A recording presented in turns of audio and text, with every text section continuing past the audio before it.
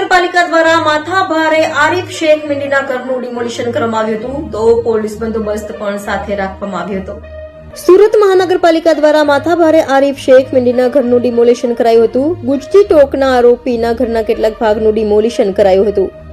ઘરનો કેટલોક ભાગ એસએમસી અને પોલીસ દ્વારા ડિમોલિશન કરાયું હતું, તો બે ઘર વચ્ચે બનાવેલ રોપવેનું પણ ડિમોલિશન કરાયું હતું.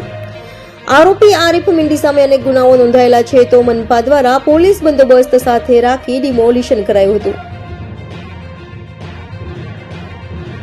ये एक आरोपी है, अठवा पुलिस स्टेशन की हद में रहता है, आरिफ मिंडी करके। उसके दो घर हैं गली के दोनों साइड में एक फ्लाईओवर बना के रास्ते के ऊपर से गैर कायदेसर और दोनों घरों को जोड़ रखा था। एसएमसी की तरफ से नोटिस भी दिया गया था, लेकिन उसकी अवमानना की गई और वो फ्लाईओवर को एज इट इज रखा गया। तो एसएमसी के अधिकारियों के साथ में ये डिमोलिशन का जो काम है ये अभी हो रहा है और पुलिस जाब्ता साथ में है। सर, आरोपी का गुनाह कितनी है?